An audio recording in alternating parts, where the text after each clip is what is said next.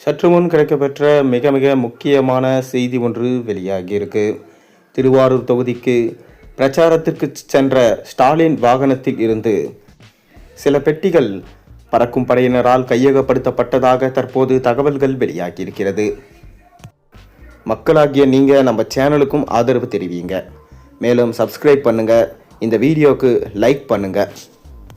அதாவது திமுக கடந்த 5 ஆண்டுகளில் ஒரு வாக்குறுதியை கூட நிறைவேற்றவில்லை. கிட்டத்தட்ட 525 வாக்குறுதிகள் கொடுத்திருந்தார்கள். அதில் 10% கூட அவர்கள் நிறைவேற்றியதாக தெரியவில்லை. அது மட்டுமில்லாமல் தற்போதும் கூட 50 வாக்குறுதிகளை ஸ்டாலின் அவர்கள் சொல்லியிருக்கிறார். அதில் மிக முக்கியமான வாக்குறுதி மகளிருக்கு 8000 கூப்பன்.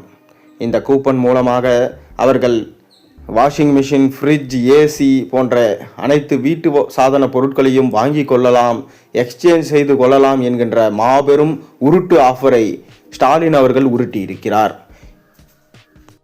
இதனால் தான் ஸ்டாலின் இம்முறை தோற்று எதிர்க்கட்சி அந்தஸ்து கூட இல்லாமல் போகும் என்கின்ற தகவலும் தற்போது வெளியாகியிருக்கு.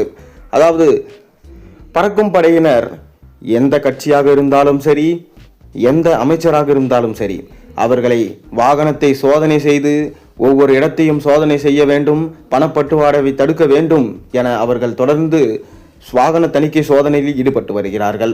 அப்படிதான் முதலமைச்சர் ஸ்டாலின் அவர்கள் காரில் கூட சோதனை செய்யப்பட்டது.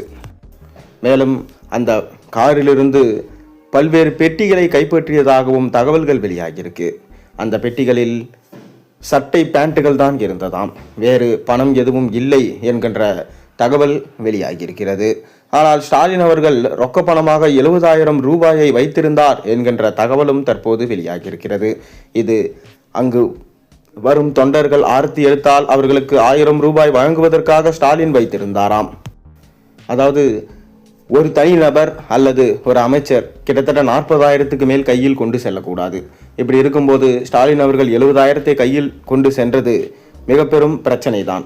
ஆனால் அதை பறக்கும் படையினர் கையகப்படுத்தவில்லை. காரணம், உரிய ஆவணத்தையும் அதற்கான காரணத்தையும் ஸ்டாலின் அவர்கள் சொல்லிவிட்டாராம். அதாவது ஆரத்தி எடுப்பவர்களுக்கு பணத்தை கொடுக்கவே வைத்திருந்தேன் என கூறினாராம். ஆனால் ஆரத்தி எடுப்பவர்களுக்கு எதற்கு 2000 முதல் 5000 கொடுக்க வேண்டும்? அது மட்டுமில்லாமல் இவர்களே பணத்தை கொடுத்து இவர்களே ஆரத்தி எடுக்க சொல்வது எந்த விதத்தில் நியாயம்? மேலும் ஸ்டாலின் அவர்கள் சொன்னதை செய்திருந்தாலே அனைத்து மக்களும் அவர்களுக்கான வாக்குகளை அவர்கள் செலுத்தியிருப்பார்கள். இதுதான் ஸ்டாலினது தோல்விக்கு காரணம் எனவும் இம்முறை ஆட்சியை இழந்து ஸ்டாலின் 10 வருடங்களுக்கு காணாமல் சென்று விடுவார் என்கின்ற தகவலும் தற்போது வெளியாகியிருக்கிறது.